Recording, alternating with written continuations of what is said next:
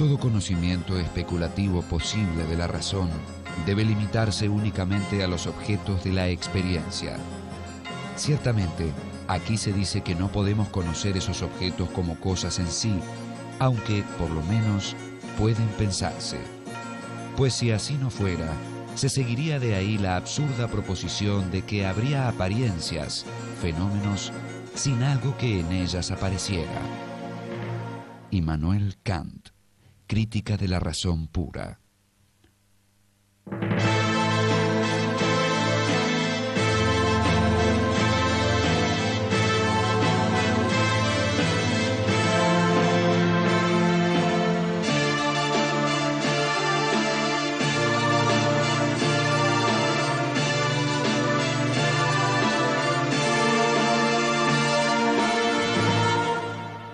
Immanuel Kant.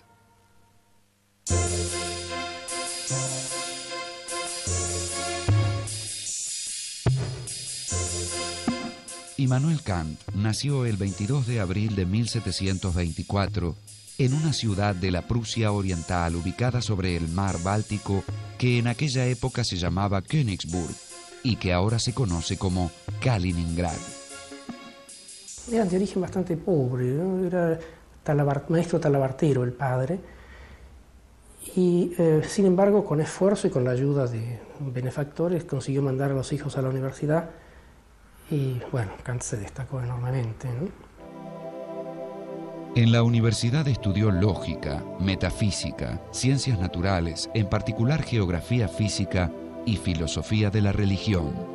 En su formación filosófica fue fundamental la influencia del racionalismo de Leibniz y el conocimiento de la tradición empirista inglesa. También fue importante el ambiente religioso en el que se crió. La madre era creyente en una, no sé si llamarlo secta o en una línea religiosa que se llama el pietismo, que hacía hincapié en un examen de conciencia extremadamente escrupuloso. La moral tenía que, o la conducta tenía que basarse en una pureza perfecta, y eso seguramente marcó el pensamiento de Kant, tanto en lo que se refiere a la escrupulosidad y minuciosidad del pensamiento en general, como también en lo que se refiere al rigorismo en lo moral. Kant se crió en un ambiente pietista, ¿cierto? Que es una variante del luteranismo germano. Sus padres eran pietistas, fue a una escuela fundada por un pastor pietista. Sin embargo, tomó distancia más tarde y respetando lo respetable del pietismo, sencillamente descalificó la forma de piedad, la forma de mostrar públicamente la piedad, cierto tipo de supersticiones. Una vez finalizados sus estudios, Kant se empleó como preceptor de familias nobles. En 1755 presentó una tesis sobre temas físicos y consiguió el título que lo habilitaba para dar clases. Pocos años después, consiguió también el cargo de ayudante en la Biblioteca Imperial. Esto tiene una consecuencia muy interesante después, muchos años después, cuando Kant se pone a escribir acerca de la filosofía política de la época, cuando compone ese tratadito sobre la paz perpetua, que es probablemente el más traducido y el más leído de todos los de Kant, porque en ese tratado y en otros se nota que ha tenido un gran, estrecho contacto con la literatura, con la bibliografía jurídica de la época, cosa que normalmente no hubiera podido tener cualquier persona, ¿no? Pero se nota por todos lados este conocimiento que tiene Kant de la bibliografía jurídica, de la bibliografía científica, gracias a las posibilidades que le dio su tarea de bibliotecario. Desde 1755, Kant escribió una serie de textos sobre materias muy variadas y fue ganando prestigio académico. En 1770 fue nombrado profesor titular de lógica y metafísica. Para entonces Kant había escrito ya varios libros, pero en 1770, cuando es nombrado profesor titular o catedrático en la Universidad de Königsberg, tiene que dar una disertación inaugural y expone en latín un tratado sobre los principios del mundo sensible y del mundo inteligible, que realmente es una inmensa novedad en la filosofía de la época. En esta obra introduce la inmensa innovación de presentar al espacio y al tiempo como formas del mundo sensible y por tanto no como algo que está en el mundo, sino como algo que está en la mente que se enfrenta a ese mundo. Nunca conozco al tiempo ni al espacio por observación de las cosas que se me presentan, sino que la observación presupone siempre ya un conocimiento previo del tiempo y del espacio, y ese conocimiento es independiente de la experiencia.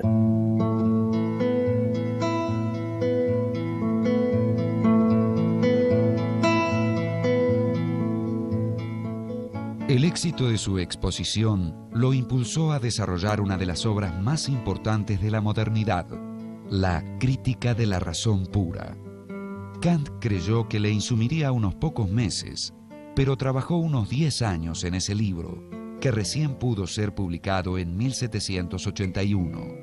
En esos años, estuvo a punto de casarse un par de veces, pero desistió, considerando que el matrimonio sería una grave distracción para sus investigaciones.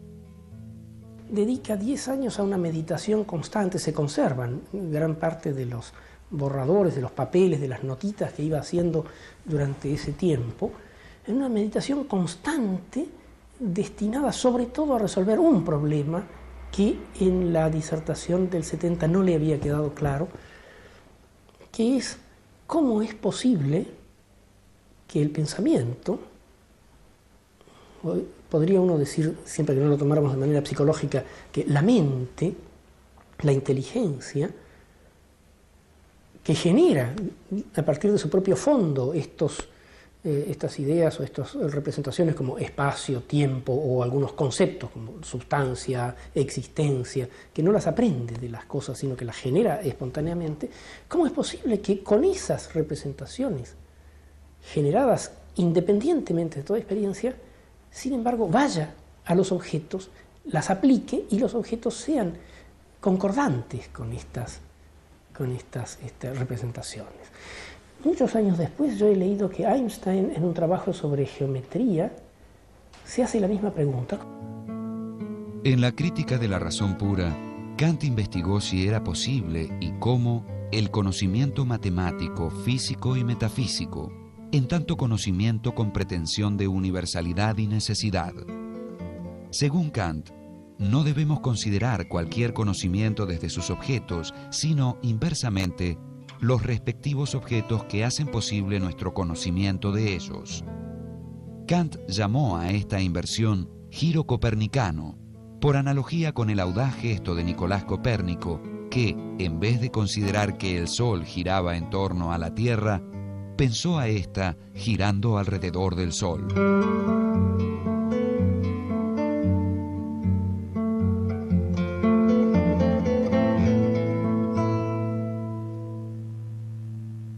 Kant dice, por un lado está la actividad conceptual de la razón, pero por otro lado también tenemos que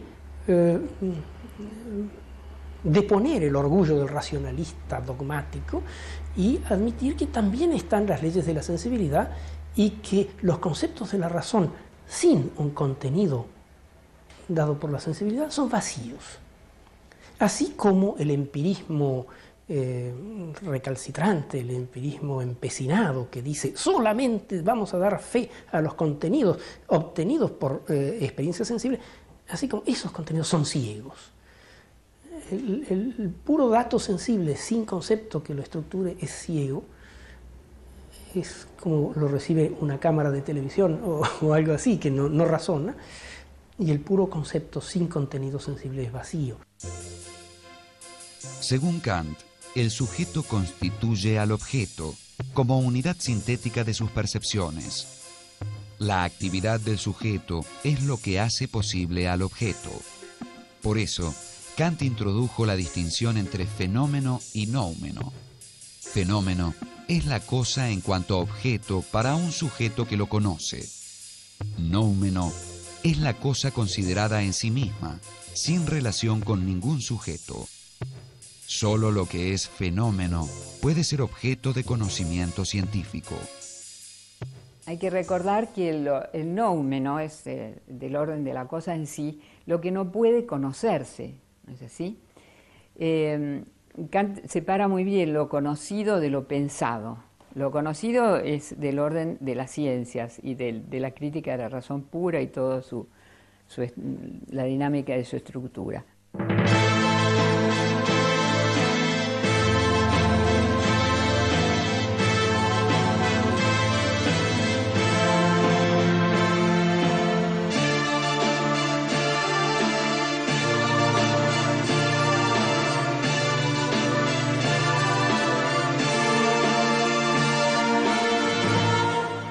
Immanuel Kant.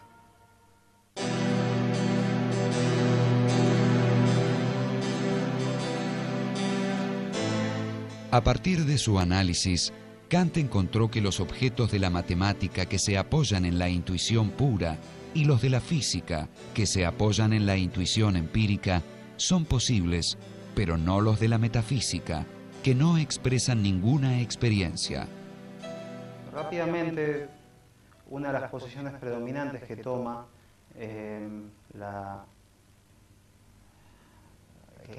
cómo se recepciona el problema de la metafísica tal cual está abordado en la crítica de la razón pura es la consideración de que se trata de una destrucción radical de toda metafísica posible.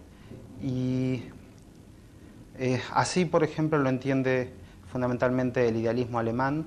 Pero la filosofía teórica termina, como resultado, en que no se pueden responder con la pura teoría cuestiones relativas a metafísica, a cuestiones aquellas como las que habíamos planteado antes de teología natural, por ejemplo. ¿Qué pasa con Dios? ¿Quién creó el universo? Y como esas muchas otras, ¿no? Entonces, sin embargo, Kant encuentra que, a pesar de que todo nuestro conocimiento teórico queda entonces en la trama general del conocimiento empírico, del conocimiento espaciotemporal, sensible, sin embargo hay un acontecimiento fundamental que yo me atrevería a presentarlo casi como un milagro, y es la presencia de la ley moral en la conciencia. Los objetos de la metafísica son solo ideas regulativas para la razón teórica, pero juegan el papel de postulados ineludibles para la razón práctica. Por la crítica de la razón teórica pura, sabemos, por ejemplo, que es imposible conocer ciertamente si hay en el mundo libertad. Pero la razón práctica, al plantear el problema de la conducta moral, presupone la libertad. En resumen, no puedo teóricamente afirmar la libertad, pero prácticamente, como sujeto ético, debo postularla. O sea que ya está, en la misma crítica de la razón pura, está abierto el paso a la crítica de la razón práctica y a la posibilidad lógica de pensar la libertad. Porque para Kant, si no existiera la posibilidad lógica de pensar la libertad, entonces ese tema ni siquiera podría ser tenido en cuenta.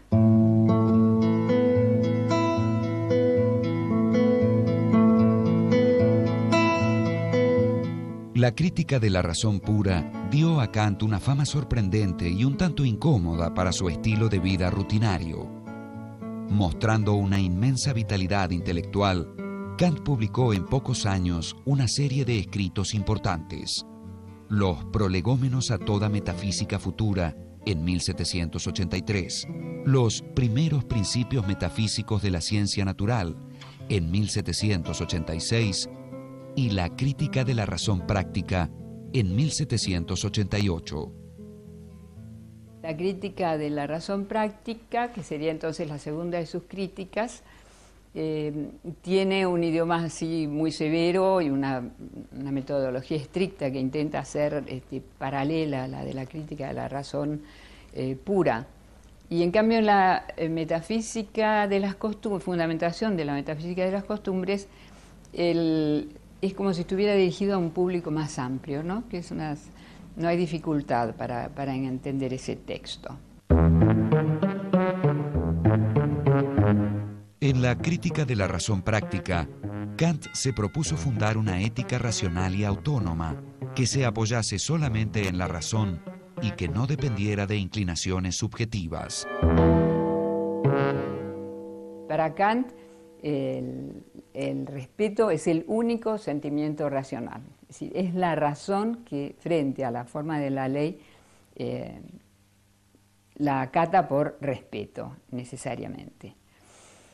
Y lo contrario sería una determinación de la voluntad por las inclinaciones que Kant llama patológica, no en el sentido nuestro de patológico como enfermo, sino de pathos, ¿no? De la cosa que se vincula con lo sensible. Y en ese sentido, con odio, amor, simpatía, es decir, cualquier tema que sea un contenido, ¿no? Eso es una determinación patológica de la voluntad. Entonces, el hecho de que la voluntad sea solamente moral cuando está determinada por el respeto a la ley es lo que se denomina el formalismo kantiano, porque, como estamos diciendo, se excluye de esto totalmente cualquier contenido que queramos darle. Conducirse por respeto a la ley no es lo mismo que conducirse conforme a la ley.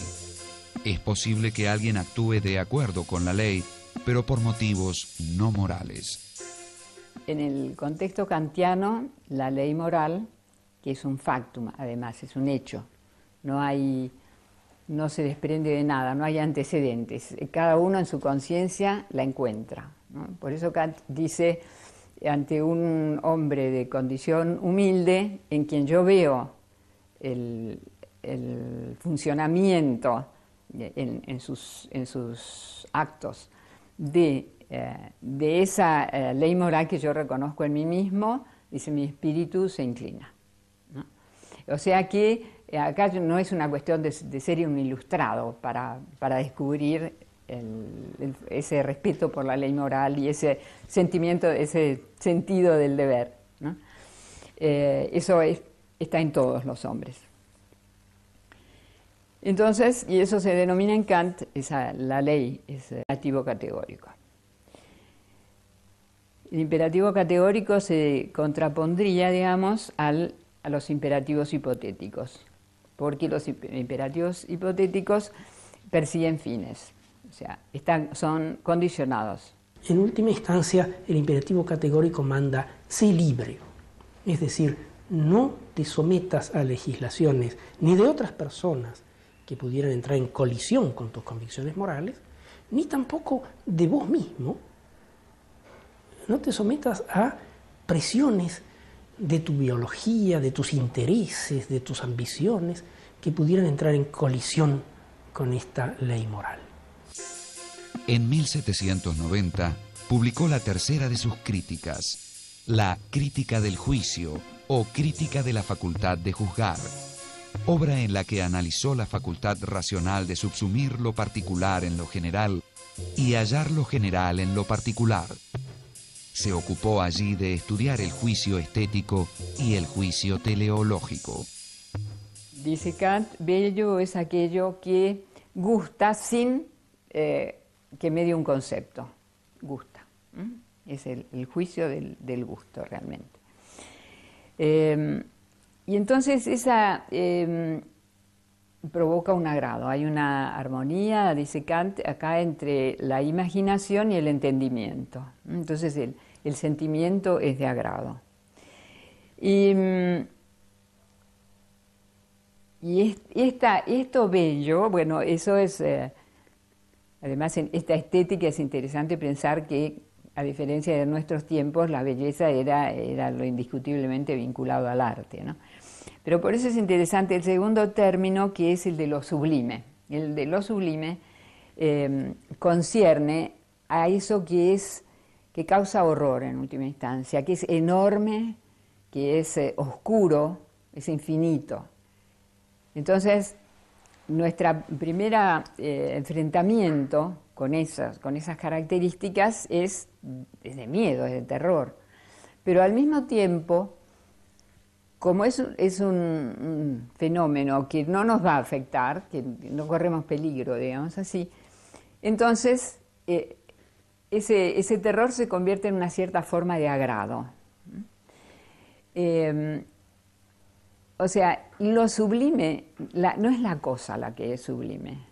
Esto, por eso esta crítica es siempre la del juicio reflexionante, porque es la vuelta sobre el sujeto, ¿no? Aparece eso que estamos calificando como sublime, y en última instancia es la conciencia que está frente a eso que está ocurriendo, la que tiene ese sentimiento de que lo que está viendo es sublime, lo denomina así. Dice, por ejemplo, cuando hay una tormenta en el mar, una tormenta espantosa, aterradora, no es eso lo que es sublime, sino es la resonancia en mí de eso que estoy viendo.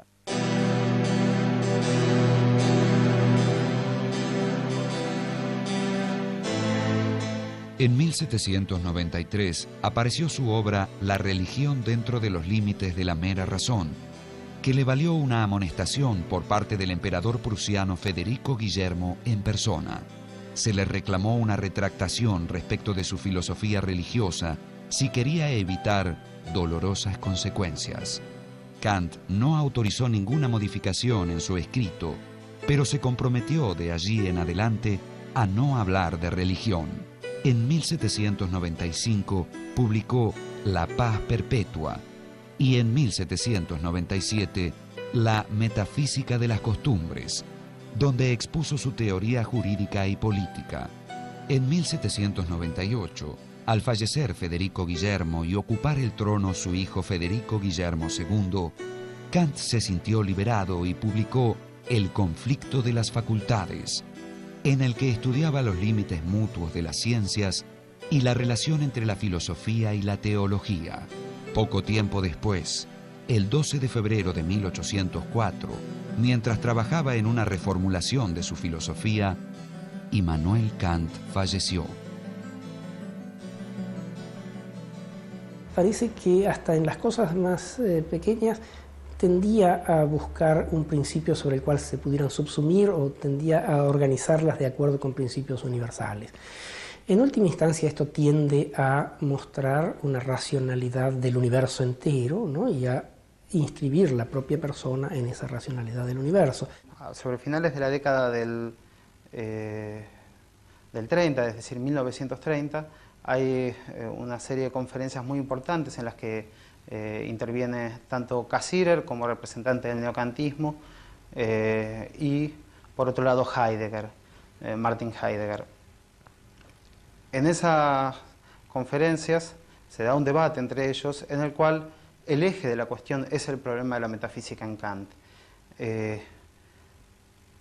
Claro, lo que Heidegger cuestiona a la posición de Cassirer y en general del neocantismo es esta reducción del problema de la metafísica en Kant a ser una suerte de mera fundamentación de las ciencias de la naturaleza. Quizás no sea el momento de analizar en profundidad la postura de Heidegger sobre la metafísica kantiana. Es una posición bastante compleja, pero más importante quizás es llamar la atención sobre las consecuencias que trajo, hasta que se verifican hasta la actualidad, en la interpretación de la metafísica kantiana. Vale decir, pareciera, en cierto sentido, que Heidegger despertó la atención sobre el problema de la interpretación metafísica de Kant.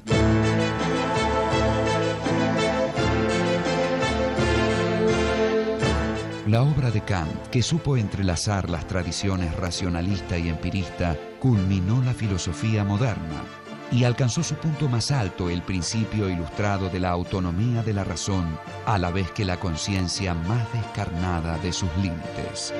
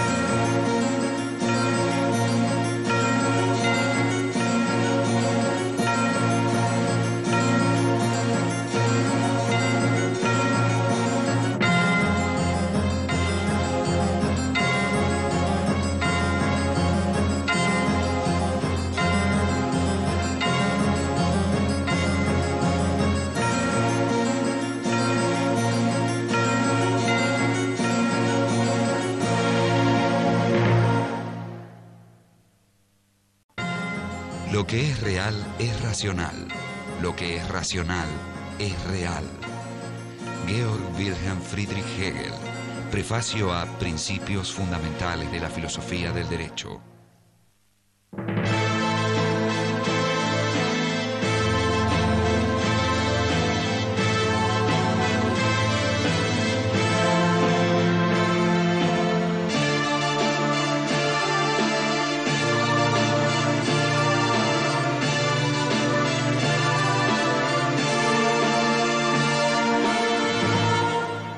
Georg Wilhelm Friedrich Hegel.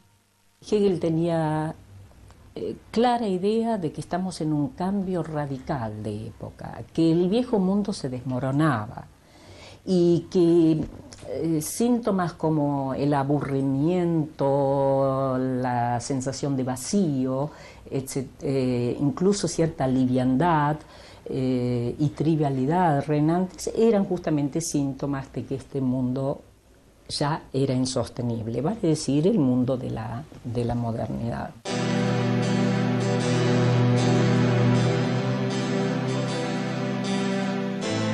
Hay un antes y un después de Hegel, y si se lo sigue discutiendo, es porque nos sigue desafiando y definiendo. En vida, Hegel publicó 4 libros. En 1807, La fenomenología del espíritu. En 1812 a 1816, fue publicando los diversos libros de la ciencia de la lógica. En 1817 la primera edición de la Enciclopedia de Ciencias Filosóficas y en 1821 los Principios de Filosofía del Derecho. Son los libros que él publicó. Luego hay una cantidad de cursos que se publicaron póstumamente, sus alumnos lo hicieron, reuniendo los apuntes de clase, etc.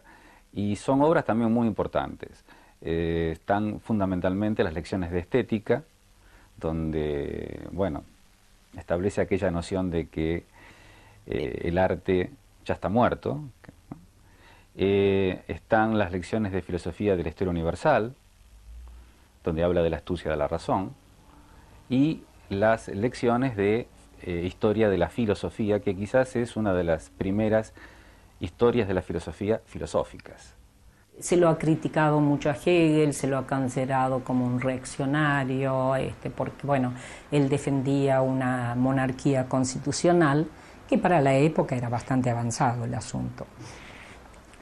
El hecho de que haya habido una derecha y una izquierda hegeliana, es clarísimo que en el pensamiento de él había tanto este elemento dialéctico de conservar la verdad del camino transitado, como de revolucionarla en función de otras verdades nuevas y superiores. Entonces, es tanto el elemento, si se quiere, de la conservación como el elemento de la innovación.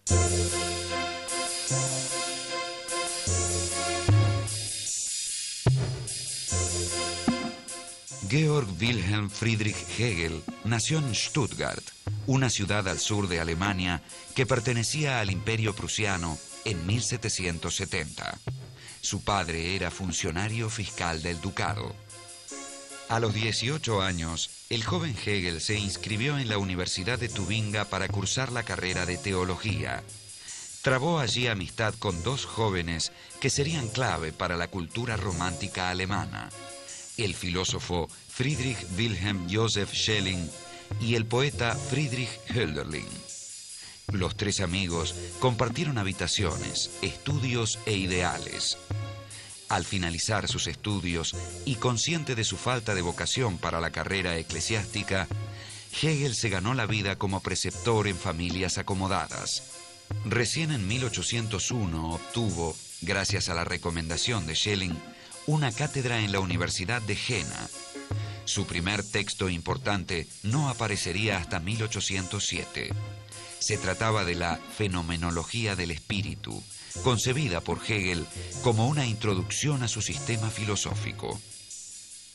La fenomenología del espíritu va a ir estudiando las diversas figuras de la conciencia, desde la conciencia sensible hasta el saber absoluto, o sea, el saber del absoluto que se sabe a sí mismo. Hegel va a ir comenzando desde el punto de partida de la filosofía moderna, que es esta pura intuición sensible. Va a ir viendo cómo se forma la autoconciencia, proceso en el cual él considera muy importante establecer los pasos del reconocimiento, y ahí hay páginas muy célebres como las de El amo y el esclavo, el tema de la conciencia infeliz, etc. Y llegar finalmente a el modo en que la conciencia está más allá de sí. Para Hegel, el individuo y todo, las partes, digamos, finitas, que están en nuestro conocimiento habitual, pertenecen a lo infinito y son manifestaciones de lo absoluto. Son 8 capítulos.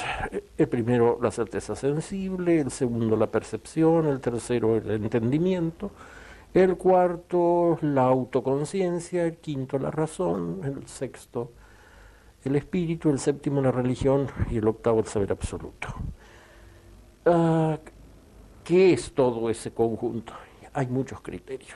El mismo autor da el criterio para dividir la obra en dos, para abrirla en dos. A partir de el capítulo 6, tendríamos los capítulos propiamente del espíritu, y los anteriores corresponderían más estrictamente a la conciencia.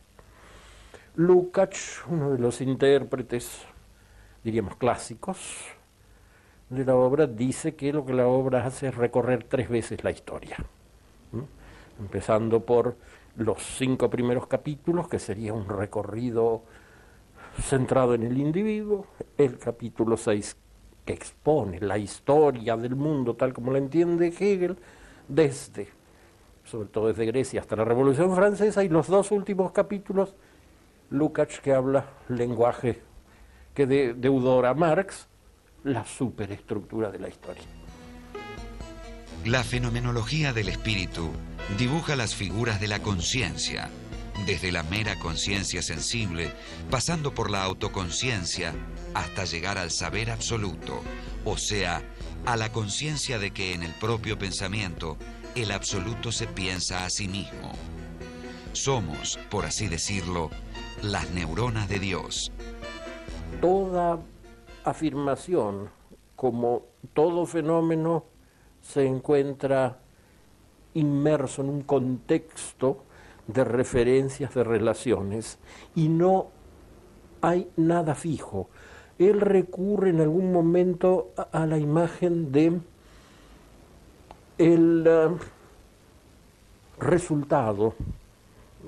Puede uno decir tal cosa es resultado, un fenómeno histórico es resultado de otro, pero él señala que el resultado sin el proceso que lleva a eso es como el cadáver. Es simplemente lo que queda muerto una vez que se acabó el proceso de gestación. Y en ese sentido lo verdadero es el todo. Lo verdadero del fruto es todo el proceso de desarrollo de la planta, por así, como, en fin, lo verdadero de alguien, de Napoleón o que sea, no es un señor que está ahí paseando con un uniforme, etcétera, sino que es el todo que viene a confluir en él. Lo cual quiere decir que el objeto de la filosofía es el todo, con lo cual se remite a la tradición, a la quizás más alta tradición de la metafísica, hace acordar un poco a Spinoza en algún momento. Justamente lo que Hegel quería evitar son las categorías y los conceptos fijos. Y siempre habla de la dialéctica como un elemento fluidificador. Es decir, el entendimiento, incluso el entendimiento moderno, sí trataba incluso de fijar con sus categorías, de fijar y de delimitar, y se perdía nada menos que la relación. En cambio, la dialéctica, como su nombre lo indica, es fluidificadora, es la que provoca el diálogo entre las diferentes figuras y entre los diferentes principios que están en juego.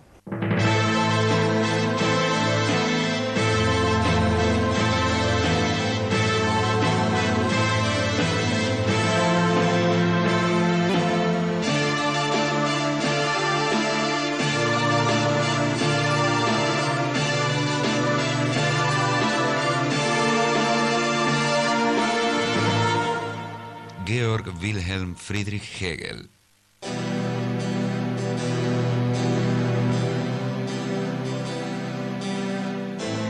Como consecuencia de la ocupación napoleónica, la Universidad de Jena cerró sus puertas. La situación económica de Hegel se hizo insostenible. Con el apoyo de algunos amigos, editó un periódico en Bamberg, hasta que en 1808 fue nombrado rector del Colegio de Nuremberg, cargo que ocupó durante 8 años. La fenomenología del espíritu pronto comenzó a reeditarse y traducirse, dándole renombre, aunque no fortuna. En 1810, Hegel conoció a Marie-Helene Susanna von Tucher, de 21 años, hija de un senador y burgomaestre de Nuremberg, y contrajo matrimonio con ella. La pareja tendría pronto 3 hijos. En ese tiempo, Hegel escribió también una de sus principales obras, La ciencia de la lógica. A consecuencia del prestigio ganado, la Universidad de Heidelberg le ofreció una cátedra de filosofía que él aceptó. La idea principal de la ciencia de la lógica, y que es la idea a partir de la cual va a tener sentido el método dialéctico propuesto por Hegel, es que es imposible mantener la separación entre finito e infinito. Tradicionalmente, lo infinito y lo finito se consideraban opuestos. Lo finito es lo que no es infinito, lo infinito es lo que no es finito. Pero si pensamos esto así, al pensar lo finito como lo otro de lo infinito tendría un límite, y ese límite estaría en la finitud. Entonces lo infinito no sería infinito. La única forma que yo tengo de pensar lo infinito es integrando lo finito. Y por lo tanto, lo finito mismo no sería otra cosa que la manifestación de lo infinito. Dicho de otro modo, lo absoluto se va a realizar y se va a expresar a través de los entes particulares. El problema fundamental es cómo relacionar lo finito con lo infinito. Si se pone lo infinito más allá de lo finito, lo incondicionado como una especie de númeno inalcanzable al estilo kantiano, se llega al absurdo que entonces el infinito tiene algo que lo limita, algo que lo excluye, entonces no es tan infinito como se hace, como por lo que se hace pasar. Y viceversa, una finitud que no tenga relación con lo infinito, que no sea capaz de entrar en relación y de constituir sistema con otros, se liquida a sí misma. Es decir, carece de consistencia, se vacía, no se puede determinar, no se puede enriquecer. Y entonces, esta es como una problemática fundamental y es ese diálogo el que la dialéctica en su doble negación realmente quiere establecer. Y ella no es solo no tiene solo el motor de la negatividad, sino al mismo tiempo ella afirma el momento superior y a partir del cual tenemos un nuevo punto de partida. Las ideas principales de la ciencia de la lógica son dos. En primer lugar, lo infinito no se opone a lo finito como si fueran cosas distintas. Más bien hay que decir que lo finito pertenece a lo infinito y que éste se expresa en aquel. En segundo lugar, todas las categorías están íntimamente relacionadas entre sí, y el modo de su relación es lo que Hegel llamó movimiento dialéctico, según el que una afirmación o tesis supone siempre su negación o antítesis, y la diferencia entre ambas resulta superada en una síntesis que a su vez supone su negación y así sucesivamente. Este proceso no permite al pensamiento detenerse. El movimiento dialéctico opera en la ciencia de la lógica desde el principio al fin. Hegel reacciona contra ese formalismo que les gustaba mucho a los autores de manuales, por ejemplo, del pensamiento marxista, y que usaban la fórmula tesis, antítesis, síntesis como una especie de fórmula sacramental, algo así como los gestos del sacerdote durante la misa o cosas por el estilo. En Hegel nunca está nítidamente presentada esa especie de ritmo de ballet de la tesis a la antítesis, etc. Lo que sí está es la idea de que todo es en su otro y en la síntesis con lo otro. Como si se dijera, uno no es solamente eso que cree ser o eso que figura declarado en los documentos o algo por el estilo, sino que es su entorno, su historia, su mundo y la forma como eso, que es lo otro respecto de él, viene a integrarlo. Porque la realidad misma es dialéctica y entonces el pensamiento no puede adecuarse a la realidad si no es también dinámico y por lo tanto dialéctico. El problema del entendimiento kantiano, por ejemplo, es que es fijo, trata de establecer, de fijar, y la idea de Hegel es que justamente en ese sentido pierde, digamos, la realidad, porque la realidad es absolutamente fluyente. La ciencia de la lógica comienza donde termina la fenomenología del espíritu y constituye propiamente la primera parte del sistema hegeliano y una de las pocas que desarrolló en detalle. Poco tiempo después, Hegel presentó la visión general de su sistema en un libro que llevó el título de Enciclopedia de las Ciencias Filosóficas. La enciclopedia expone el sistema maduro de Hegel, el sistema tripartito, o sea, el sistema de las ciencias filosóficas.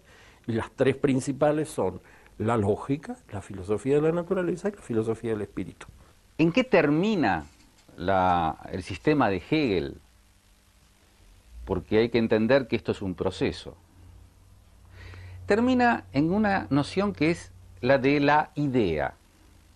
La idea es algo así como la síntesis dinámica y nunca terminada, siempre en infinito despliegue, de todas las determinaciones que podamos acuñar. Y esto significa que el sistema no tiene fin. Esto significa que cuando Hegel establece algún punto donde dice, bueno, hasta acá llegamos, no está diciendo que no haya despliegues ulteriores, está diciendo que la filosofía puede ver lo que ha ocurrido, lo que se ha desplegado, lo que se ha determinado hasta un punto, pero que en realidad no hay cesación del proceso. Si el proceso se detuviera, todo se caería, porque lo que realmente tiene como base el pensamiento de Hegel es que el todo, el absoluto, es este proceso, es esta dinamis, es una dinamicidad absoluta. En 1818, Hegel ocupó una cátedra de filosofía en la Universidad de Berlín.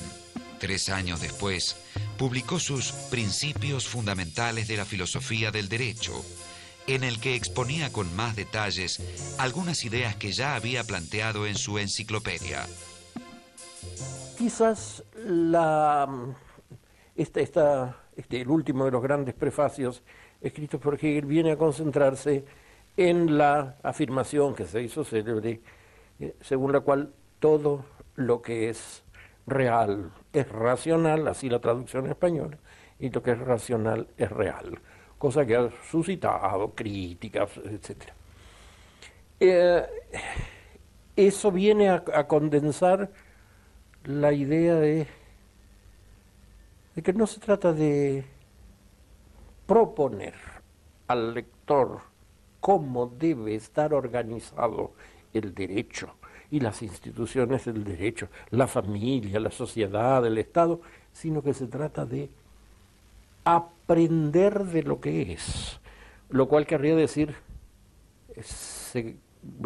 viene a constituir este discurso en el análisis de cómo es el mundo del derecho, o como dice el otro título de la obra, del Estado, de la organización de la sociedad y del Estado. Justamente la figura de Hegel, una figura bisagra, significativa. Es decir, cierra una época que sería la modernidad, la lleva a su culminación, esta filosofía de la subjetividad autónoma, autosuficiente, confirmada por la Revolución Francesa, es decir, el yo pienso se confirma por el yo puedo, y entonces esta va a ser una marca que va a estar en Hegel, incluso la va a llevar a su exasperación. Pero abre la puerta del pensamiento contemporáneo porque justamente nos abre a la relación con el otro.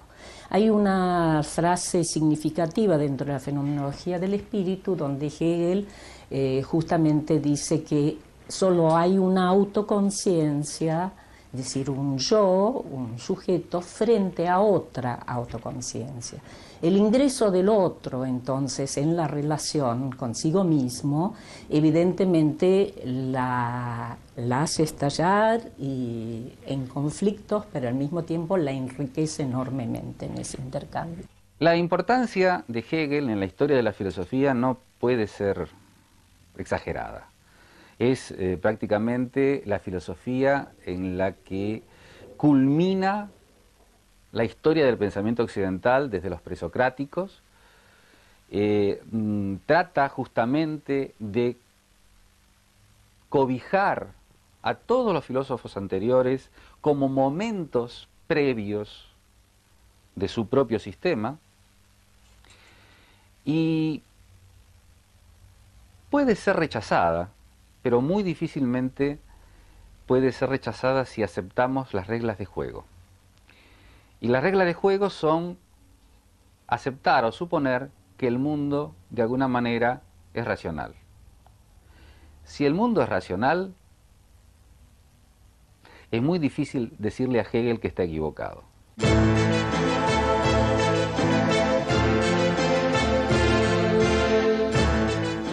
Hegel fue nombrado rector de la Universidad de Berlín en 1829. El 14 de noviembre de 1831 murió abruptamente a causa del cólera. Fue sepultado con grandes honras y pronto sus discípulos publicaron los textos de sus clases y cursos sobre historia de la filosofía, filosofía de la historia universal, estética y otros temas. El sentido global de la filosofía hegeliana sigue siendo materia de discusión.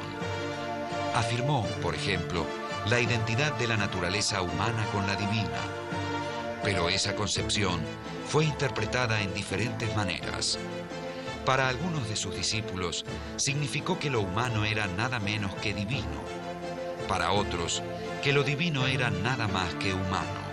En cuanto a Hegel, Él pretendió siempre estar más allá de teísmos y ateísmos, de derechas o izquierdas, de conservadurismo o revolución. Entendía que su filosofía era nada menos que la expresión del absoluto, o sea, un momento del autoconocimiento del todo.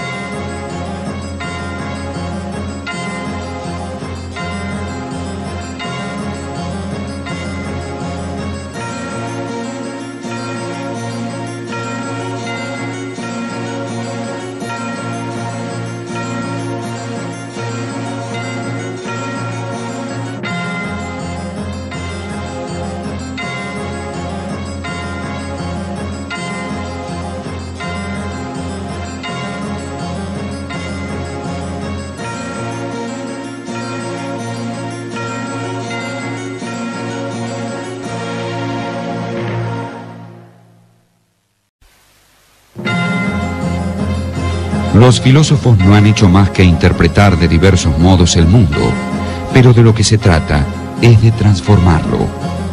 Karl Marx, tesis sobre Feuerbach, tesis 11.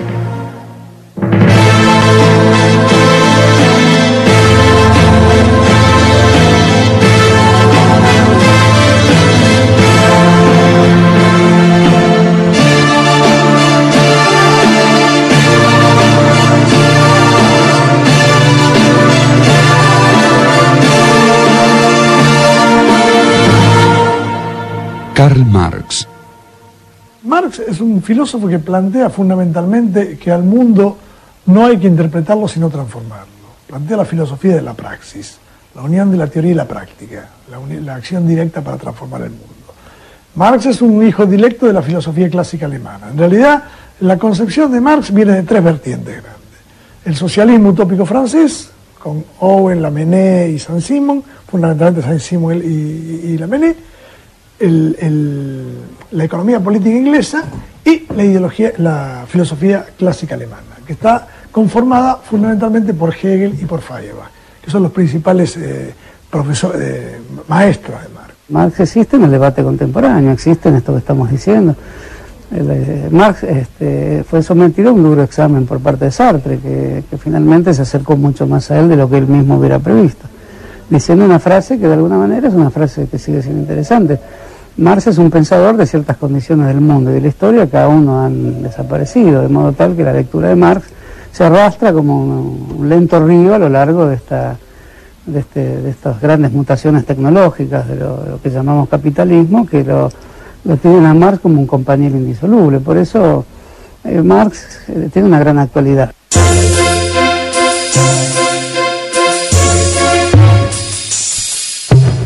Karl Heinrich Marx nació el 5 de mayo de 1818 en Treveris, una ciudad renana. Su padre era un acomodado abogado de ideas liberales que trabajaba para el Ministerio de Justicia. Luego de la anexión de Renania por parte de Prusia, la familia Marx, de ascendencia judía, tuvo que convertirse al evangelismo para que el padre de Karl pudiera seguir ejerciendo su profesión. Marx era hijo de un abogado que se había recibido en la Universidad de Bonn, un abogado judío de padre y abuelo judíos y rabinos, que se había convertido al cristianismo, al luteranismo, bueno, por cuestiones vinculadas a la situación de los judíos en Alemania. El padre de Marx, Herschel Marx,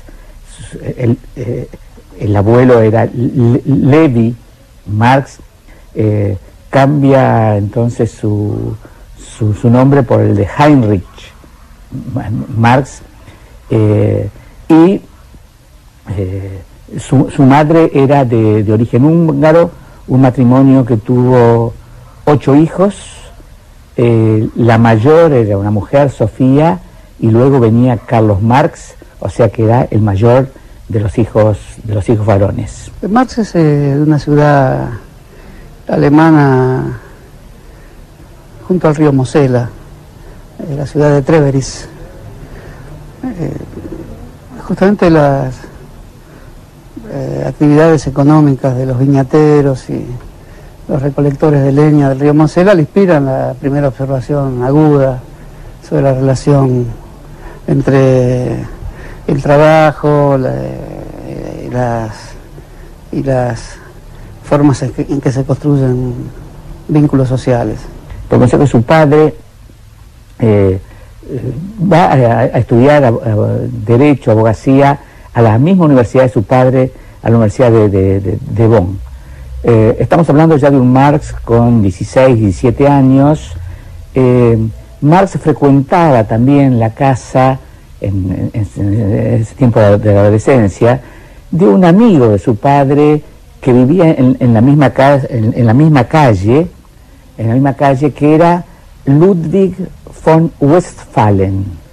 Es decir, Westphalen puede provocar asociaciones con Westfalia, o sea, está claro que Ludwig von Westphalen pertenecía a la aristocracia, a la alta burguesía, y además, entre varios hijos, tenía una hija. La hija era Jenny von Westphalen, a la que Marx, en esa etapa de la adolescencia y cuando iba para Bonn, pidió el matrimonio. Lo que, pese a la diferencia de clase, le fue efectivamente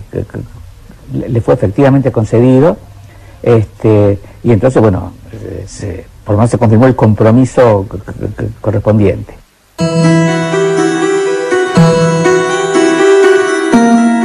El joven Marx continuó sus estudios en Berlín, interesándose especialmente por la filosofía. En 1841 obtuvo el título de doctor en filosofía con una tesis sobre las diferencias de la filosofía de la naturaleza en Demócrito y Epicuro. Del atomista y materialista Demócrito con el espiritualista Epicuro. Es curioso que en su tesis, digo, no de manera, en fin, terrible, digamos, se pronuncia de algún modo por el espiritualista Epicuro por sobre Demócrito. Digo, curioso, pensando en el desarrollo posterior de Marx.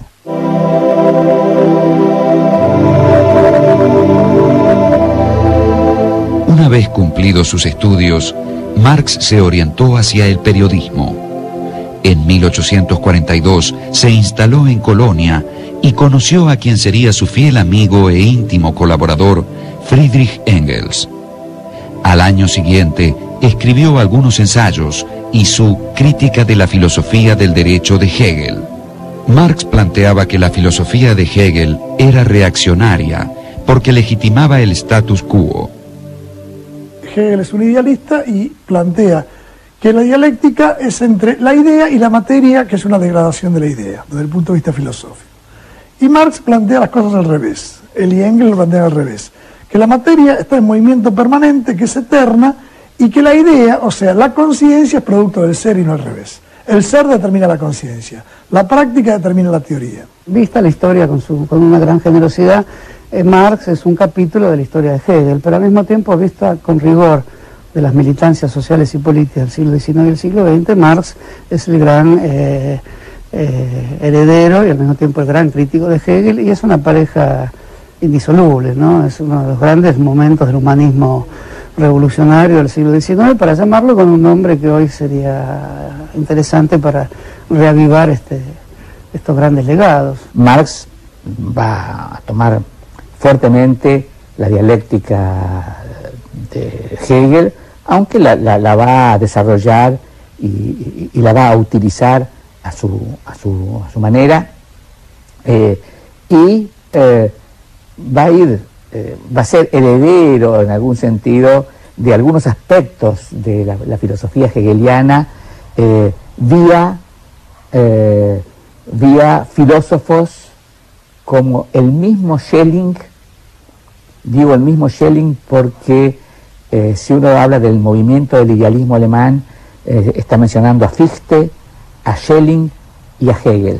En términos generales, para estudiar a Marx no se puede estudiar a Marx desde la lógica formal, hay que estudiarla desde la lógica dialéctica. Y la lógica dialéctica no estudia la foto fija, estudia el movimiento. Estudia una cosa en sus concatenaciones, en sus principios y en sus terminaciones. Estudia la cosa siempre en movimiento, nunca fija. En 1844, Marx se dirigió con su esposa a París, donde intentó vivir de sus colaboraciones periodísticas. En esta época, escribió los Manuscritos Económico-Filosóficos, que se mantendrían inéditos hasta 1930. En ese texto, destacó la naturaleza alienada del trabajo bajo el capitalismo y analizó el fenómeno que denominó fetichismo de la mercancía. Se supone que el precio, en términos económicos, tiene que ser la expresión monetaria del valor. Pero ¿por qué hay diferencia entre valor y precio? Te pongo un caso. Para la cancha, vos producís una pelota de fútbol. Supongamos que la producción de la pelota de fútbol te cuesta X tiempo producirla. Por lo tanto, ese tiempo transfigurado en una medida monetaria son 100 pesos. Macanudo, la pelota vale 100 pesos porque cuesta X tiempo producirla. Pero vos la llevas a la cancha de River llena, cuando estás jugando con Boca, la pones en circulación, la pelota, y después la sacás en circulación. ¿Qué precio tiene esa pelota? ¿Su precio coincide con el valor? No, el precio se va a las nubes. ¿Por qué? Porque está fetichizada. Entonces el fetichismo de la mercancía, que es justamente la definición de la mercancía. Hay mercancías porque hay esta forma de tapar en la vida la experiencia real sobre las cosas y el papel que el hombre desarrolla gobernando las cosas. Como esto se invertiría, las cosas aparecen gobernando la vida, de ahí la expresión cosificación.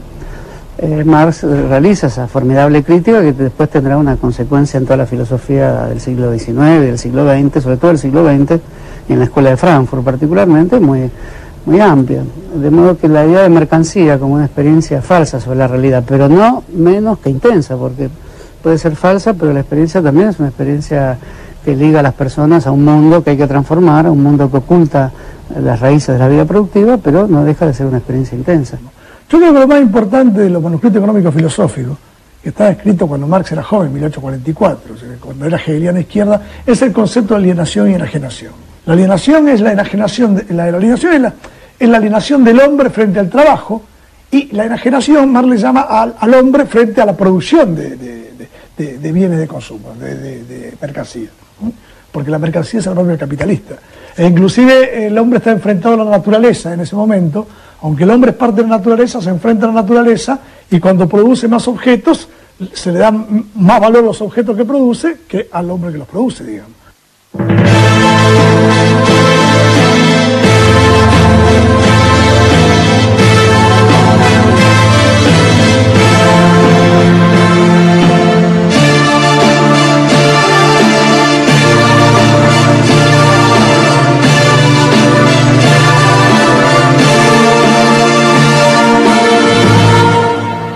Karl Marx.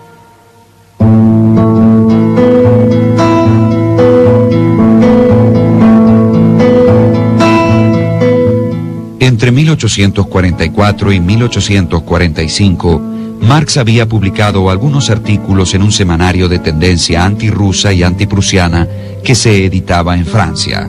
A pedido del gobierno de Prusia, el Ministerio del Interior francés ordenó la expulsión de los colaboradores de dicha publicación. Marx tuvo que trasladarse a Bruselas, donde reanudó los estudios económicos e históricos que había iniciado en París. Engels se reunió con él y juntos dirigieron un periódico financiado por industriales renanos. También publicaron conjuntamente La Sagrada Familia, libro en el que criticaron fuertemente a los círculos académicos prusianos. En esos años, Marx redactó sus tesis sobre Feuerbach y un texto que solo fue conocido póstumamente, La ideología alemana. Exponía allí que la naturaleza de los individuos depende de condiciones materiales. Marx dice, digamos, que hay tres niveles para la comprensión de una sociedad. El nivel económico, en última instancia, es el que determina los otros niveles, pero los otros niveles son el jurídico-político y el ideológico. El jurídico-político está determinado por el Estado y las instituciones políticas, y el ideológico está determinado por las ideas dominantes en ese momento. La lucha de clases no solamente se da en el terreno económico, se da en el terreno político y en el terreno ideológico. Lo que pasa es que para poder cambiar, por lo menos para empezar a cambiar la relación política y la relación ideológica, hay que cambiar las relaciones de producción. Cuando Marx se pregunta, además, bueno, ¿cuál es la posibilidad y cuáles son las vías para una transformación de la sociedad, para una transformación estructural de la sociedad? Entonces Marx va a decir que esas vías tienen que ver con la resolución de una triple contradicción. La primera contradicción es la contradicción entre el hombre y la naturaleza. La segunda contradicción se va a dar entre las fuerzas productivas y las relaciones de producción. La tercera contradicción claramente va a ser entre las nuevas relaciones de producción y la vieja superestructura. El desarrollo, el cambio, la transformación de la sociedad se va a producir cuando el hombre triunfe sobre la naturaleza y luego las nuevas fuerzas productivas sobre las viejas relaciones de producción y luego las nuevas relaciones de producción sobre la vieja superestructura, generando una nueva superestructura. En 1847, Marx participó en Londres en el segundo Congreso de la Liga de Comunistas, con quienes estaba vinculado desde 1844. Este Congreso le encargó confeccionar, junto con Engels, un manifiesto comunista, que fue publicado en febrero de 1848. Allí, Marx y Engels expusieron, entre otras cosas, que la historia de las sociedades es siempre historia de las luchas de clases. Fue la piedra angular de lo que luego recibió el nombre de materialismo histórico. Es la materia que es el vínculo de relación de la sociedad con la naturaleza. Por supuesto que está la naturaleza de por medio, pero esta está siempre transformada por el trabajo. Y cuando el trabajo al mismo tiempo aparece como un acto creador del humano, la materia se define como autocreación permanente del humano. Creo que esa es la mejor manera de interpretar el materialismo histórico.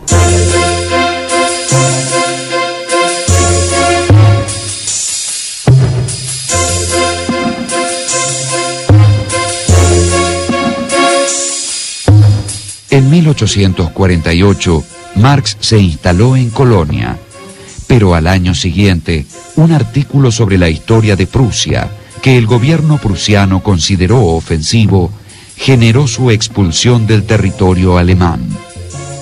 En agosto de 1849 se estableció en Londres. Su situación económica era delicada y solo pudo subsistir por la ayuda de su amigo Engels. Marx siguió escribiendo. Entre 1850 y 1852 publicó dos admirables estudios históricos: Las luchas de clases en Francia y el 18 Brumario de Luis Bonaparte. Tanto las luchas de clases en Francia como el 18 Brumario de Luis Bonaparte están mostrando que él tiene plena conciencia y ha estado, y ha estudiado, y ha trabajado las diferentes clases sociales, las diferentes fracciones de clase, que de algún modo en el pensamiento de Marx, tenían que ver con una relación desde la infraestructura en la constitución de las clases a una superestructura. O sea que la superestructura tenía que abrevar en la infraestructura.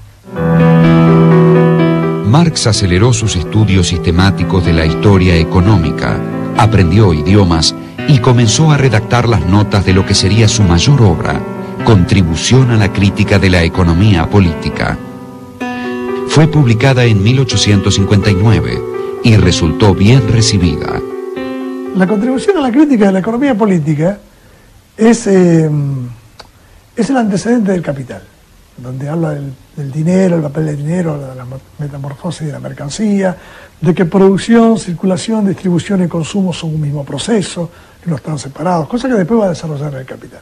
Eso y los Grundrisses. Los Grundrisses son elementos borradores, digamos, que creo que son dos tomos, en donde ahí esboza los apuntes que después dan vida al Capital, digamos.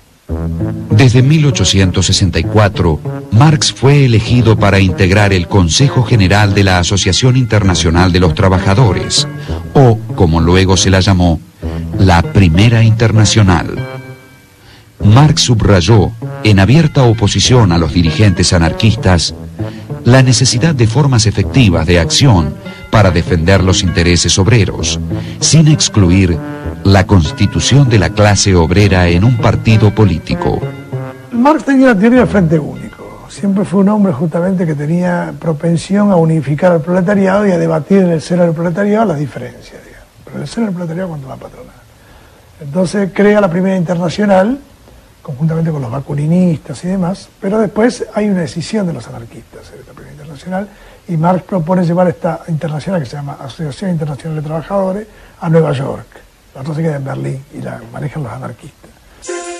La continuación de la contribución a la crítica de la economía política apareció en alemán en 1867 bajo el título El Capital, Crítica de la Economía Política, libro 1.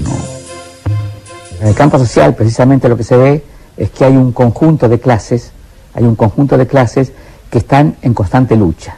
Y entonces la pregunta es, bueno, ¿y por qué hay diferentes clases sociales que están en constante lucha? La respuesta que va a intentar dar Marx va a ser una resolución del tema o del problema en el campo económico. No haciendo un reduccionismo a lo económico, en el que todo tiene que quedarse en lo económico. La idea de Marx es llegar a lo económico, resolver el problema en el campo económico y luego volver con el problema resuelto a cada uno de los otros ámbitos, al social, al político y más difícilmente al religioso. Aquí estamos hablando de una obra central como es El Capital. Según Marx, la riqueza no es producida por el capital, sino por el trabajo humano. Lo que origina la ganancia capitalista no es más que la explotación del obrero. Allí donde los economistas clásicos veían relaciones entre mercancías, Marx descubrió relaciones sociales. La economía clásica señalaba que el dinero producía más dinero. Este agregado de valor es lo que se llamaba plusvalía. La plusvalía es la cantidad de trabajo no retribuido. Y entonces, a través de la cantidad de trabajo no retribuido, Marx, por ejemplo, muestra cómo en el trabajo, una parte del trabajo es lo que el préstamo que de las máquinas hacen los capitalistas a los obreros para que puedan ejercitar su fuerza de trabajo. Otra parte es la ganancia del capitalista y otra parte es lo que se le da al obrero por la vía de un salario como pago por su trabajo. Según Marx, el capitalismo supone una tendencia al aumento de la miseria material de los trabajadores y, como consecuencia, tensiones sociales cada vez mayores. Pero Marx opinaba que el capitalismo avanzaba hacia su crisis final y hacia la revolución que aboliría las clases sociales. Marx justamente dice que la propiedad privada es la que produce la alienación, la enajenación del trabajador. Entonces él dice que la única forma de salir de la alienación y de la enajenación es que el trabajador deje de ser un proletario. ¿Qué significa ser un proletario? Tener que vender tu fuerza de trabajo en el mercado, vender tu fuerza de trabajo en el mercado por un salario. A partir de 1869, Engels pudo asegurar a Marx una renta anual fija para que pudiera despreocuparse del dinero. No obstante, su pésima salud y las muertes de su esposa y su hija mayor oscurecieron sus últimos años. Falleció en Londres el 14 de marzo de 1883, víctima de un absceso pulmonar. Ya había terminado los 2 volúmenes siguientes de El Capital. Sería luego Engels quien los revisaría y publicaría. Y el capitalismo y Marx son inescindibles, no se los puede separar porque en el fondo sería una injusticia con el propio pensamiento de Marx, que es un intento de situar lo concreto. Si la materia es lo concreto y lo concreto vive de su contradicción interna. Considerando esto, se puede decir que el legado de Marx está vivo en todo pensamiento que al mismo tiempo que ejecuta sus movimientos hacia la materia de la historia, trata de pensar sobre sí mismo, o sea, qué hizo cuando se lanzó a comprender el mundo. Por eso, en ese sentido, Marx es uno de los grandes filósofos del siglo XIX.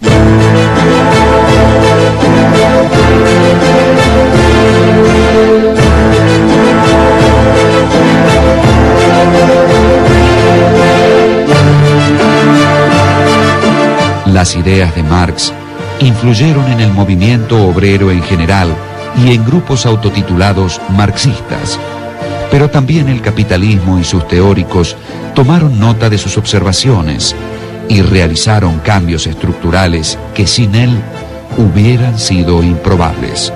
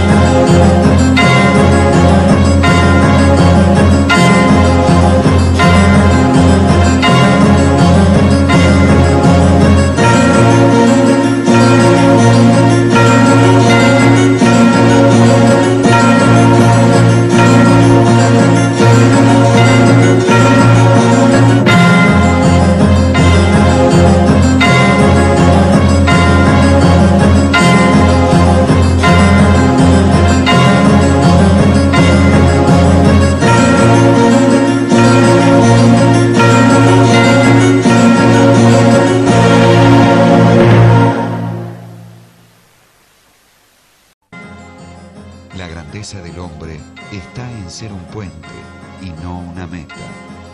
Lo que en el hombre se puede amar es que es un tránsito y un ocaso. Friedrich Nietzsche. Así habló Zaratustra. Prólogo.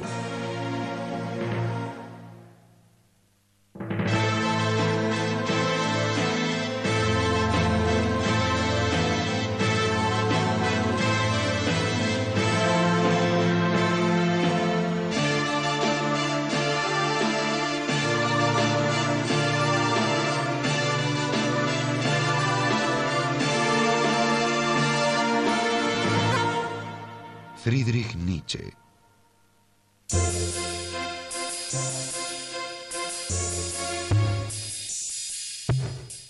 Friedrich Wilhelm Nietzsche nació el 15 de octubre de 1844 en Röcken, Sajonia, entonces parte del Imperio Prusiano, actualmente territorio alemán. Su padre era un pastor luterano y murió cuando Friedrich tenía solo 5 años de edad. El niño se crió en la casa de su abuela, en Naumberg, con su madre, su hermana y 2 tías. Hasta 1858 estudió en el gimnasium local y luego continuó su formación académica en el famoso internado de Forta. Él es criado en una atmósfera, digamos, religiosa, y como hay una larga tradición en la familia, él es destinado a la carrera eclesiástica.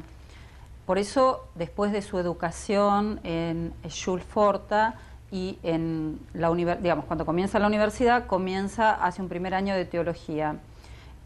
Pero abandona, después de ese primer año, abandona la carrera de teología porque se da cuenta que no es su vocación y decide dedicarse a la filología.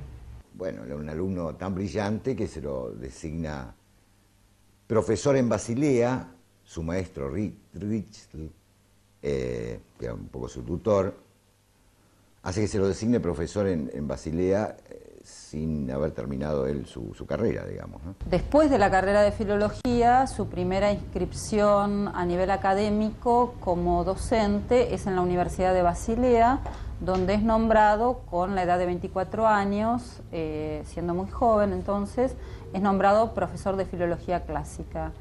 Allí está trabajando como docente durante 10 años y a los 34 años se tiene que jubilar por problemas de salud.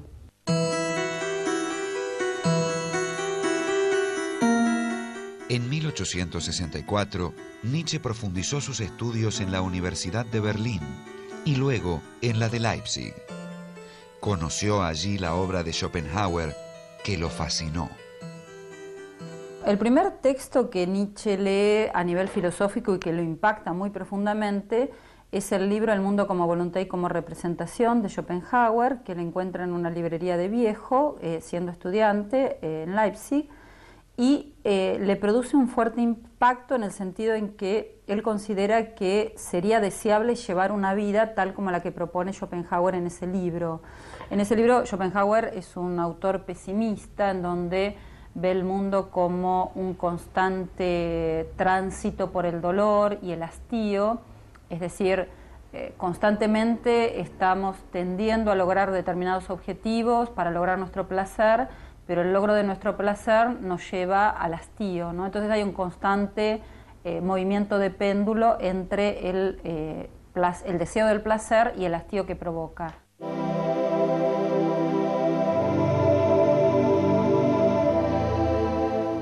En 1869, Nietzsche fue nombrado profesor de filología clásica en la Universidad de Basilea. Al estallar la guerra franco-prusiana, dejó su cátedra para incorporarse como enfermero al ejército alemán, pero problemas de salud lo obligaron a regresar a sus tareas académicas. Nietzsche tiene desde muy pequeño múltiples problemas de salud, digamos, indefinidos, ¿no? Es decir, cuando él estaba en la escuela, en Schulforta, existen registros de sus entradas en el servicio de enfermería. Y digamos, esos registros cuentan cuestiones muy diversas, por ejemplo, por problemas de dolores de cabeza, por cuestiones de dolores estomacales, por sus problemas de miopía. Es decir, continuamente Nietzsche está enfermo, ¿no? Esa enfermedad de Nietzsche es un elemento muy importante dentro de su filosofía, porque él atribuye buena parte de su pensamiento y de la elaboración de su filosofía afirmativa al hecho del intento de superar la enfermedad. En Basilea, Nietzsche conoció al compositor Richard Wagner, a quien admiraba, y que constituyó una influencia sobre él casi tan grande como la ejercida por Schopenhauer. Wagner representaba para el joven Nietzsche la renovación de la cultura alemana a través de su concepción del arte total y del ejemplo de sus altisonantes dramas musicales. Este drama musical wagneriano lo que tiene de interesante es que liga dos elementos fundamentales que considera Nietzsche, que son necesarios para crear una cultura auténtica, porque no olvidemos que aquí el problema es el problema de la cultura, y que son la música y el mito. Imbuido de las concepciones wagnerianas de la cultura y de los horizontes de la filosofía schopenhaueriana, Nietzsche escribió su primer libro, El origen de la tragedia en el espíritu de la música, que apareció en 1872. Inició así lo que se ha llamado la primera etapa de su pensamiento. De esta etapa de su producción, que va, digamos, entre 1870 y 1876, evidentemente el producto más importante es El nacimiento de la tragedia, ¿no? Ese primer gran libro que lo desacredita para siempre con los filólogos, porque lo presentó como un libro vinculado, digamos, con la ciencia filológica, y que en realidad desde ese punto de vista no es algo demasiado defendible, y más con los criterios estrictísimos que tenía la filosofía en esos tiempos, ¿no? Con fuerte influencia romántica, lo que enfoca él allí es un tema que también ha sido muy caro para los románticos, que es la crítica de la cultura. La obra posterior de Nietzsche puede ser leída, digamos, en una clave interpretativa de rechazo a esta obra. ¿Por qué? Porque toda la obra posterior de Nietzsche, él va a rechazar la metafísica dualista que había sostenido en El nacimiento de la tragedia y los ideales wagnerianos, ¿no? Entonces, en ese sentido, muchas veces se lee como única obra, como obra más importante de Nietzsche, El nacimiento de la tragedia, y sin embargo es la obra que Nietzsche ha rechazado como parte de su pasado y como parte de un pasado que tiene que ser rechazado, básicamente porque ahí él es un metafísico, ¿no? Yo creo que hay una intuición básica siempre en Nietzsche, que es lo real como horror, ¿no? Lo real como horror. Y la permanente tendencia de él, o desafío, de mirar de frente este horror sin demasiadas ilusiones. Aunque finalmente haya que rescatar todo el mundo de la apariencia y de la ilusión para poder sobrellevar ese horror, digamos, ¿no? En general se suele sintetizar la filosofía de Nietzsche en 4 grandes temas que pertenecen ya a su pensamiento maduro, podemos decir así, o sea, finales de la Gaia Ciencia, comienzos del Zaratustra. Esos 4 grandes temas son el superhombre, la muerte de Dios, el superhombre, la voluntad de poder y el eterno retorno. Entre 1873 y 1876, Nietzsche publicó 4 ensayos que luego reunió bajo el título de Consideraciones intempestivas. Esta obra marca la transición hacia lo que sería su segunda etapa. Ahí, en las consideraciones intempestivas, lo que hace Nietzsche es hacer la crítica a la cultura alemana, especialmente, pero por extensión podría entenderse la cultura moderna, la cultura europea, aunque en algunos casos es más específico sobre la alemana. ¿Qué es lo que le critica a esta cultura? Un poco dentro de la misma tónica romántica, digamos, esa la razón analítica que diseca, que mata, que no tiene, que es estéril, que no puede crear nada, dice Nietzsche.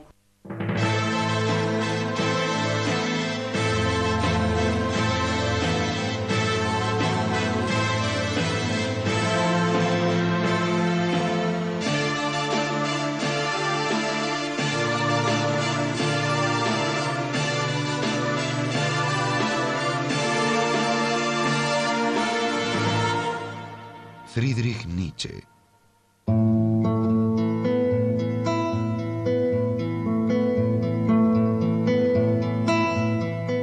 La segunda etapa del pensamiento nietzscheano abarca desde 1878 hasta 1881. Comprende Humano, demasiado humano, Aurora, y llega hasta esa obra de transición que fue La Gaia Ciencia, publicada en 1882. Para ese entonces, Nietzsche ya se había jubilado como docente universitario. En una segunda etapa, que es la etapa ilustrada de él en realidad considera que se entregó demasiado rápidamente a la ilusión artística, esto es, al romanticismo wagneriano. Le empieza a repugnar además todo el arte romántico. Es la época que además él empieza a tener un interés muy grande por la pintura impresionista y por Baudelaire, digamos, ¿no? Por la literatura impresionista también, ¿no? En lo cual culmina, esta etapa culmina en la Gaia Ciencia, en la ciencia alegre, ¿no? Donde él, en la ciencia alegre, da por finalizado toda esta relación, si se quiere, patética, digamos, porque empieza a ver el romanticismo como una cosa patética, en el peor sentido, ¿no? Aquí en la segunda etapa, que es absolutamente iluminista, cientificista y positivista, él reconoce, ya al fin de Humano, demasiado humano, reconoce que es necesario tener 2 cabezas, una para lo racional, la verdad fría, etcétera, y otra que caliente, ¿no? Con las pasiones, etcétera, que sería la que corresponde a la religión y al arte. Él había en realidad privilegiado totalmente al arte, entonces en estas obras él suspende esta función redentora del arte, digamos, ¿no? Esta potencia propia del arte de redimirnos de la verdad a través de la belleza. Y se propone, suspendiendo esto, ir más a fondo, ¿no? Demorarse en el horror, demorarse en la verdad, ¿no? ¿Y cuál es el instrumento que encuentra él? La ciencia. Además, por eso mismo profundiza sus estudios de física, de química, de biología, etcétera, digamos, ¿no? La publicación de Humano demasiado humano significa, en cierto modo, la declaración de guerra de Nietzsche con respecto a todo su pensamiento anterior. Digo, significa la declaración de guerra porque Nietzsche ya había transformado su pensamiento desde 1872, o sea, después de la publicación del Nacimiento de la Tragedia.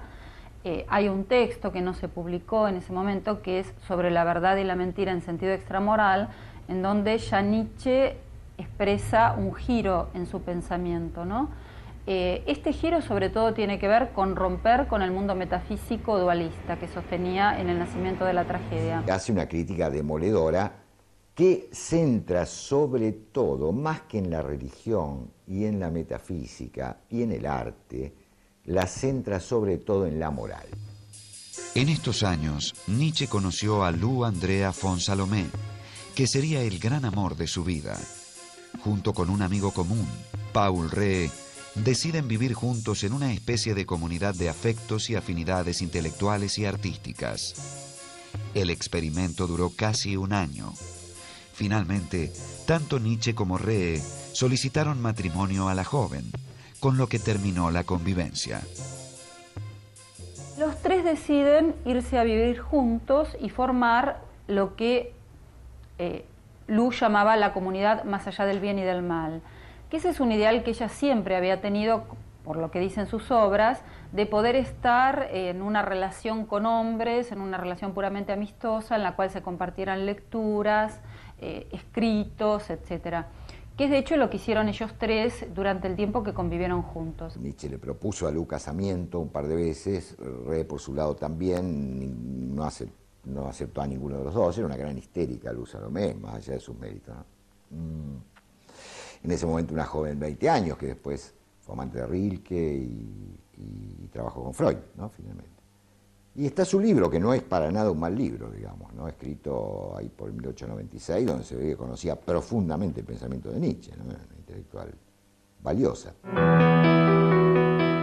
En La Galla Ciencia, Nietzsche comenzó a perfilar la tercera etapa de su pensamiento, la que se ha llamado su etapa afirmativa, y que encontró su más alta expresión en su obra Así habló Zaratustra, publicada entre 1883 y 1885. Sus obras críticas de la etapa anterior lo habían conducido al descubrimiento del agotamiento de la civilización occidental judeo-cristiana, que se resumía en la expresión Dios ha muerto. Él empieza, ¿no es cierto?, el libro 3 de La Galla Ciencia, donde por primera vez habla de la muerte de Dios. Porque la muerte de Dios es lo que resume de alguna manera, condensa, ¿no es cierto?, el final de la metafísica, el final de la religión desde ya, de la moral que se prolonga, no obstante, como crepúsculo, digamos, de todo esto, del arte, también muerte del arte, tema que hay que pensar, ¿no es cierto?, por lo menos del arte romántico. Y Nietzsche, en la expresión Dios ha muerto, quiere referirse al modo en que los grandes valores de Occidente se van deconstruyendo a sí mismos, es decir, por grandes valores de Occidente entendemos la verdad, la belleza, el orden del mundo, el sistema. Entonces, con esa expresión Dios ha muerto, él quiere decir que las grandes totalidades, los grandes ideales, el fundamento de la moral, el fundamento del lenguaje, ya no tienen sentido, ya nadie cree en ellos, y sin embargo siguen operando y siguen ejerciendo una suerte de dominio sobre los hombres. Nietzsche no es nihilista, a veces Nietzsche no es nihilista. Nietzsche descubre, y con mucha nostalgia al principio en Humano demasiado humano, que ese mundo de la tradición, metafísica, moral, artística, religiosa, está acabado. Por eso va como el loco a la plaza, ¿no es cierto?, con el farol en pleno día, y dice, busco a Dios, Dios ha muerto. Y todos se le ríen, por supuesto, y él dice, me doy cuenta que mis contemporáneos no están preparados para este acontecimiento. Pero hasta hay las preguntas que él hace, ¿no? Una que es maravillosa, la pregunta que él hace, ¿quién nos ha borrado con la esponja todo el horizonte? La muerte de Dios es en realidad eso, es la pérdida de un horizonte. Por eso el filósofo posterior a la muerte de Dios tiene que ser un vagabundo, porque es un errante, digamos, porque ya no tiene lugar, no tiene lugar de arraigo. Esto quiere decir de otra manera, no hay más fundamento. Pero al mismo tiempo, esta cuestión de que todo, ya no existe nada, de que todo se ha borrado, que se ha oscurecido el sol, también dice, nos da la oportunidad de lanzarnos a nuevos. Empiezan a aparecer las imágenes del mar, de los aventureros, de los navegantes que se lanzan a mares desconocidos, que son muy de esta época, ¿no es cierto?, estas metáforas. Es decir, es lanzarse hacia lo desconocido. Por eso llega la jovialidad, porque muerto Dios es la posibilidad de crear en extenso, ¿no es cierto?, sin límites, ¿no? Nosotros nos transformamos en creadores, nosotros nos lanzamos a territorios desconocidos. En Así habló Zaratustra aparecen los temas característicos de la tercera etapa del pensamiento de Nietzsche: la voluntad de poder, el superhombre y el eterno retorno de lo mismo. Al hablar de voluntad de poder, Nietzsche señala que no debe pensársela como un trasmundo, al estilo de la voluntad de Schopenhauer, sino de una multiplicidad de puntuaciones dinámicas que constituyen todo. Representa el enigma de las pulsiones y expresa una afirmación radical de la vida. La misma afirmación de la vida, pese a todo, que aparece en la figura del superhombre y en la doctrina del eterno retorno. El superhombre no es un ideal, ¿no? No es un ideal, obviamente. No es una utopía, concepto caro al progresismo. No, porque tener utopías es renunciar a los proyectos, digamos, ¿no? En realidad. Para Nietzsche la utopía es propia de los impotentes, digamos, ¿no? Y en el fondo seguir soñando con un trasmundo. Y en el fondo seguir desacreditando este mundo, porque en la medida que nosotros planteamos un mundo mejor que este, estamos desacreditando este mundo y estamos en el nihilismo. Por eso la filosofía de la afirmación de Zaratustra, por eso aquello que dice Nietzsche, que en un esfuerzo supremo tenemos que decirle sí a todo, incluso a aquello que nos destruye. La filosofía de Nietzsche es una filosofía de afirmación de la vida, una filosofía de afirmación de la existencia en todos sus aspectos, ¿no? Es decir, en todos sus aspectos significa lo que podríamos llamar una consideración trágica de la existencia. Es decir, ya no podemos retornar a un momento originario, no podemos volver a encontrar un origen verdadero que explique el sentido de todo lo que hacemos, y un poco la tarea del hombre es vivir en medio de esa escisión, en medio de esa ruptura, pero haciendo ese gesto afirmativo. Si ante cada acción yo me planteo si yo estaría dispuesto a hacer eso infinitas veces, probablemente muchas cosas que hago no las hiciera, y muchas que no hago las hiciera, digamos.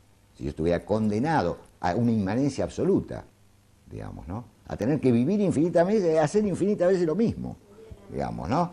Entonces, eso puede servir como un imperativo categórico. ¿Qué planteaba Kant? Obra de tal manera que la máxima de tu voluntad pueda convertirse en ley universal de la naturaleza. Bueno, parodiando, Nietzsche le gusta la parodia, parodiando, digamos, el imperativo kantiano, obra de tal manera como si lo que realizas u omites lo tuvieras que hacer infinitas veces. La cuarta etapa del pensamiento de Nietzsche vuelve al planteo crítico. Comprende Más allá del bien y del mal, de 1886, La genealogía de la moral, de 1887, y El anticristo, El crepúsculo de los ídolos, El caso Wagner y su autobiografía Ecce Homo, escritos todos en 1888. A veces, pues, más allá del bien y del mal, hay tratamientos mucho más rigurosos de algunos temas anteriores que estaban más lanzados así. La genealogía de la moral es un tratado cerrado en el cual también hay todo una elaboración quizás hasta más perfecta de ideas que ya estaban antes, pero no hay algo nuevo, no hay algo que se agregue. En 1889, Nietzsche sufrió un colapso, aparentemente debido a una sífilis, y debió ser internado con daño cerebral irreversible y parálisis general progresiva.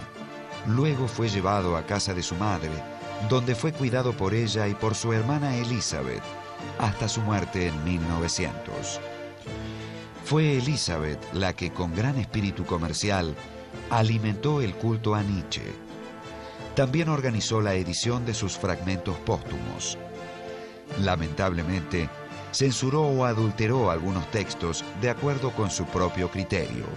Recién hacia 1960 comenzó a publicarse la edición crítica de la obra nietzscheana. Nietzsche ha tenido, sin embargo, gran influencia en la filosofía alemana y francesa del siglo XX.